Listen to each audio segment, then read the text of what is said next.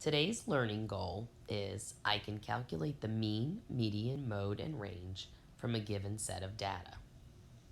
Where it says to glue here, we're just going to write this information in. So what is mean, median, mode, and range? Again, most of you have probably heard of these words. Remember how to do it. Here's a quick little refresher. The mean is the average in a set of data. Okay, so the mean is the same as the word average. Mean means average. To find the mean, if we look down here, we add up all the numbers, all of them, and we divide by how many numbers are in the set of data. And we're using these data scores right here. Again, when you're showing your work, I would like it to look like this. Take the sum of the numbers, divide by 7, and notice they get a repeating decimal. We're going to round to the nearest tenths place, or whatever the directions tell you to round to. Next, we have the median. The median is the number in the middle.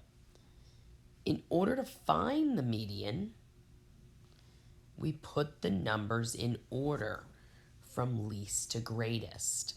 So notice the numbers are in order, least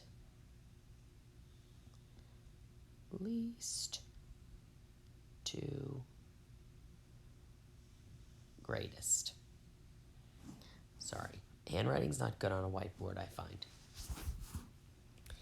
But you get the idea.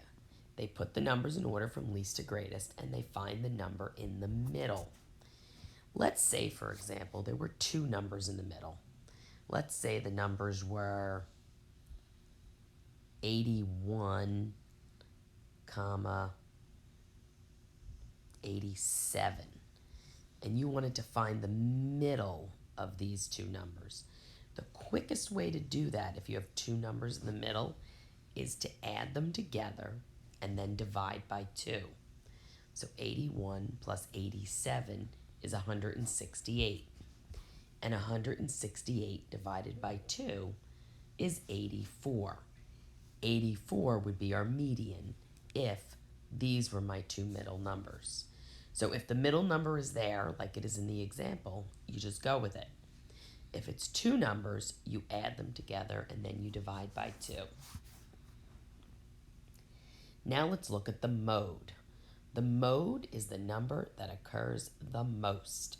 Mode, most. And it's easiest to find the mode after you put the numbers in order, like they did here. They put them in order. Notice there are two 82s. There can be one mode, like this one has just the mode of 82. There can be more than one mode, so there could be more than one number in your answer, or you can write no mode. It is possible that there are no numbers that occur more than any other. So then there would be no mode. Lastly, we're looking at the range. The range is the difference between the largest and the smallest.